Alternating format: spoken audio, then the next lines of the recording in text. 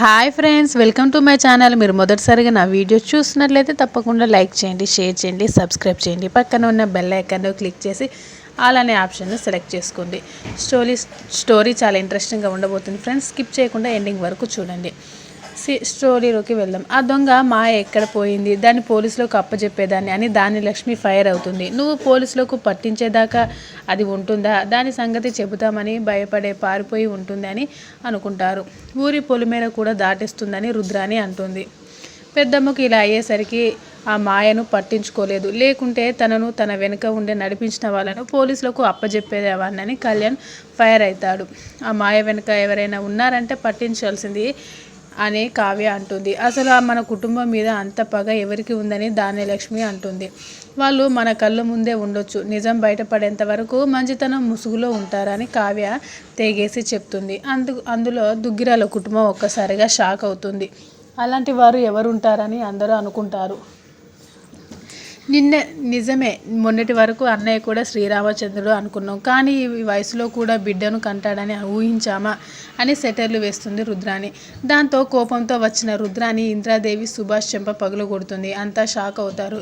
అలా కొడుతూనే ఉంటుంది ఇంద్రాదేవి. దాంతో అంతా ఆపుతారు. వీడికి ఒక చెంప దెబ్బ సరిపోదు, వీడు అసలు మనిషేనా, చి దేవత లాంటి భార్యకు ఎలా ద్రోహం చేశావురా అని నోటికొచ్చినట్లు తిడుతుంది. ఇంద్రాదేవి బాగా ఫైర్ అవుతుంది. అత్తయ్య గారు, మీరు కొద్దిగా కూల్గా ఉండండి అని ధాన్యలక్ష్మి అంటుంది. ఎంత చెప్పినా ఎవరు చెప్పినా వినకపోవడంతో అలా బాగా అరుస్తూనే ఉంటుంది ఇంద్రాదేవి. కోడళ్ళు, కూతుళ్ళు, తమ్ముళ్ళు, మరదళ్ళు, భార్య వీళ్ళందరూ ముందు నువ్వు ఏమవుతావని ఆలోచించావా? ఇది విని నీ భార్య ఎలా ఉంటుందో ఆలోచించావా? ఇన్నాళ్ళు నిన్ను ధర్మరాజు లాంటి వాడనుకున్నాము కాదురా. నువ్వు ఇలా చేసిన పనికి మొదటిసారి సిగ్గుపడుతున్నానురా. నా కడుపున చెడపుట్టావు కదరా అని ఇంద్రాదేవి ఆగ్రహంతో ఎన్నో మాటలు అంటూ ఉంటుంది. శాంతించు అని రాజు అంటే నువ్వు నాతో మాట్లాడుకు అని రాజుపై ఫైర్ అవుతుంది ఇంద్రాదేవి. గొప్ప పని చేశావని అనుకుంటున్నావా? నీ తండ్రి చేసిన తప్పును కప్పిపుచ్చడానికి ఇంటికి బిడ్డను తీసుకొచ్చావు అంటే నీ తండ్రి ఎలాంటి తప్పు చేసినా ఓకేనా? నువ్వు తీసుకొచ్చిన రోజు నీ భార్యకు ఇలాంటి పరిస్థితి వస్తే అందరికంటే పెద్ద దోషిగా మిగిలిపోయేవాడివి. నా మనవరాలు ధైర్యం గలది కాబట్టి ఆ రోజు తట్టుకొని నిలబడింది. మీరు అసలు మనుషులేనా? తండ్రి తప్పు చేశాడంటూ కొడుకు తప్పును సమర్థిస్తుంటాడా? ఎవరికి వాళ్ళు ఇలా గొప్ప గొప్ప నిర్ణయాలు తీసుకుంటున్నారా? ఇలాంటి గొప్ప త్యాగం చేసినట్లు చెబుతున్నాడు అని నీ తండ్రి. ఏంటి మీరందరూ చేసిన త్యాగం అని ఇంద్రాదేవి అంటుంది. ఇప్పుడు కానీ జరిగినది కానీ నా కోడలు ఇంటికి తిరిగి రాలేదు. నువ్వు శాశ్వతంగా ఆ ఇంట్లో అడుగు పెట్టావు, జాగ్రత్త అని ఇంద్రాదేవి ఆర్డర్ వేస్తుంది. అమ్మమ్మ, అత్తయ్యకి ఏం కాదని కావ్య అంటే ఏం కాదంటే నా కోడలు గుండె పగిలింది, మనసు ముక్కలయ్యింది. అది ఇంటికి వస్తుందన్న గ్యారంటీ లేదు. ఏమైపోతుందని నాకు దిగులుగా ఉంది. నా మనసు అంతా ఖరాబ్ అయింది. ఈ దుర్మార్గులు చేసిన పని తట్టుకోలేక ప్రాణాలపైకి తెచ్చుకుంది నా అపర్ణ అని బోరున ఏడుస్తుంది. ఇంతకంటే ఏం కావాలి? ఎంత పెద్ద సమస్య వచ్చినా నిలబడి మాట్లాడే నా కోడలు ఇవాళ గాలివానకు కూలిపోయినట్లు కుప్పకూలిపోయింది అని బాధగా ఏడుస్తూ చెప్తుంది ఇంద్రాదేవి. అంతా సర్ది చెప్తారు. ఏడుస్తూ కూర్చుంటూ ఉంటుంది ఇంద్రాదేవి. ఇంతలో వచ్చిన డాక్టర్ ఆమెకు వచ్చింది మైల్డ్ అటాక్ కాదు, మాసివ్ అటాక్. కండిషన్ చాలా క్రిటికల్గా ఉంది అని డాక్టర్ చెప్పడంతో దుగ్గిరాల కుటుంబం ఒక్కసారిగా షాక్ అవుతుంది. ఎంత ఖర్చు అయినా సరే నా కోడల్ని బతికించండి ఇంద్రాదేవి అని కాళ్ళ మీద పడిపోతుంది. మా ఇంటి మహాలక్ష్మి తిరిగి మా ఇంటికి రావాలి అని ఇంద్రాదేవి అంటుంది. కంగారు పడకండి, ట్రీట్మెంట్ చేస్తున్నాం, బ్రీతింగ్ ఇష్యూ ఉంది, ఆక్సిజన్ పెట్టాం. మీరంతా ఇక్కడ ఎందుకు? ఒక్కరు ఉంటే సరిపోతుంది, మేము ఉన్నాం కదా, అబ్జర్వేషన్లో ఉంచాలి అని డాక్టర్ అంటుంది. దాంతో అందరినీ పంపించేందుకు రాజు రిక్వెస్ట్ చేస్తారు. కావ్య, రాజు, సుభాష్ మాత్రమే హాస్పిటల్లో ఉంటారు. ఇటురా అని కావ్యను పక్కకు తీసుకెళ్తాడు రాజు.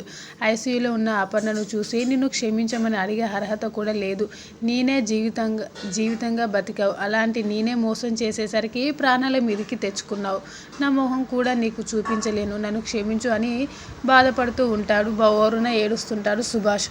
మరోవైపు ఇప్పుడు నీకు సంతోషంగా ఉందా? వద్దని చెబుతున్న ఏదేదో చేసావని రాజు కావ్య మీద ఫైర్ అవుతాడు. చివరికి దొంగ మాయను తీసుకొచ్చి నా బతుకు దారపోయాలని చూసావు. చివరికి మా అమ్మ ప్రాణాల మీదకు తీసుకొచ్చావు కదే. నువ్వు మొత్తం చేసింది నువ్వే. నేను చెప్పేది జోక్యం చేసుకోకుండా ఇక్కడ దాకా తెచ్చావు. ఆ బిడ్డ నా బిడ్డ కాదని తెలిసినప్పుడే సైలెంట్గా ఉంటే అయిపోయేది కదా. మా అమ్మ మౌనంగా ఉండిపోయేదని రాజు అంటాడు. నేను చెప్పేది వినండి. నేను చేసింది మన కుటుంబ పరువు కాపాడడానికి ఇలా చేశానని కావ్య బాగా ఏడుస్తూ చెప్తుంది. కానీ రాజు అసలు పట్టించుకోడు. నోర్ముయి పరువు సంగతి పక్కన పెట్టు. ప్రాణాలతో చెలగాటం ఆడుతున్నావు. మా నాన్న ఎంత కుమిలిపోతున్నాడో తెలుసా? మా అమ్మ క్షమిస్తుందా? దొంగ మాయతో పెళ్ళికి నో అబ్జెక్షన్ లెటర్పై రాసి ఇచ్చేశావు. టైం ఉంది అని ఇంత దూరం తీసుకొచ్చావు. ఒకవేళ మా అమ్మకి ఏమైనా జరిగితే జీవితంలో నీ మొహం కూడా చూడను. నీకు డివోర్స్ ఇస్తానని నోటుకొచ్చినట్లు తిడతాడు రాజు. గుర్తు పెట్టుకొని రాజు పెద్ద నిర్ణయం తీసుకుంటాడు. దాంతో కావ్య షాక్ అయ్యి అక్కడే నిలబడి ఉంటుంది. మరోవైపు ఇంట్లో ఇన్నాళ్ళు బావగారు తప్పు చేశారనుకున్నాను, కానీ తండ్రి గారే చేశారంటూ చీచీ అసహ్యం వేస్తుంది అని అనామిక నోటికొచ్చినట్లు తిడుతూ ఉంటుంది కళ్యాణ్ ముందు. మనవడిని ఎత్తుకోవాల్సిన వయసులో కొడుకును కంటారా? ఇలాంటి సిగ్గుమాలిన పనులు కూడా చేస్తారా? కొంచెమన్నా సిగ్గుషేరా ఉండాలి. కావ్యను రాజు బావగారిని ఆంటీ తిట్టేస్తూ ఉంటుంది. బయటకు వెళ్లేందుకు కూడా సిద్ధపడతారు. కానీ ఆయన మాత్రం నోరు మెదపకుండా ఉన్నారు. ఆయనకు ఇన్నాళ్ళు విలువ ఇచ్చానని అనిపిస్తూ ఉంటుంది. చీచీ, అది కూడా ఒక బతికేనా అని అనామిక నోటికొచ్చినట్లు తిడుతూ ఉంటుంది. దాంతో కళ్యాణ్ ఫైర్ అవుతాడు. నువ్వు అసలు మనిషివేనా? పెద్దమ్మ ప్రాణాపాయ స్థితిలో ఉంటే నీకు పెద్దనాన్న చేసిన తప్పే గుర్తుకు వస్తుందా? పెళ్ళికి ముందు ఇలా లేవు, చాలా మారిపోయావు. నాకు ఇప్పుడు డౌట్ వస్తుంది, అసలు నువ్వు ఇలాగే ఉండి నా దగ్గర నటించావా అని. మనిషిలో ఒకసారి అయినా ఉంటావనుకున్న ప్రతిసారి నన్ను డిసప్పాయింట్ చేసేలానే ఉంటున్నావు. అనామికను నోటుకొచ్చినట్లు తిడుతూ ఉంటాడు కళ్యాణ్. రోజుకు చాలా దిగజారిపోతున్నావు. నీతో మాట్లాడంటేనే చిరాకు వేస్తుంది. నిన్ను పెళ్లి చేసుకొని తప్పు చేశాను అనిపిస్తుంది అని కళ్యాణ్ కోపంగా అనేసి వెళ్ళిపోతాడు.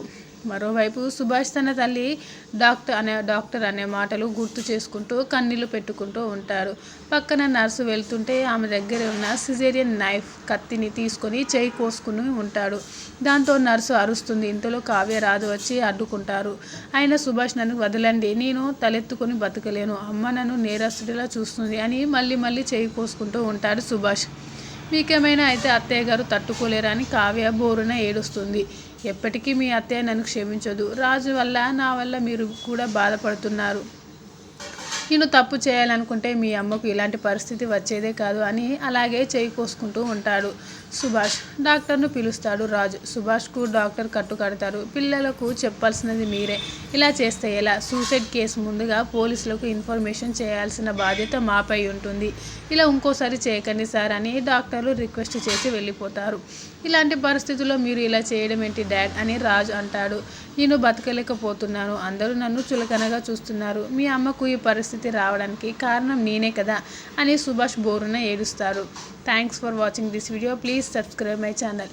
రేపటి ఎపిసోడ్లో ఏం జరిగిందంటే, ఒకసారి హార్ట్ అటాక్ వస్తే గుండె షేడ్కు వెళ్ళినట్లే, దాన్ని ఎప్పుడు ఇబ్బంది పెట్టినా ఆ గుండె ఆగిపోతుంది. అలాంటి పరిస్థితులు మనం క్రియేట్ చేస్తే ఆ గుండె ఆగిపోతుంది. అలాగే మా వదిన పైకి వెళ్ళిపోతుందని రుద్రాన్ని రాహుల్తో అంటుంది. కట్ చేస్తే అపర్ణ చేయి కోసుకుంటూ ఉంటుంది. కావ్య చేయి పట్టుకొని కావ్య, నువ్వు నాకు చాలా ధైర్యం చెబుతున్నావా అని అపర్ణ అంటుంది. మన ఇంట్లో ఈ విషయంలో మీకు ధైర్యం చెప్పే ఏకైక వ్యక్తిని నేనే అని కావ్య అంటుంది. నువ్వు నాకు ఏం చెప్పొద్దు, నేను నమ్మాను అని అపర్ణ షాక్ ఇస్తుంది కావ్యకు. Thanks for watching this video. Please subscribe my channel.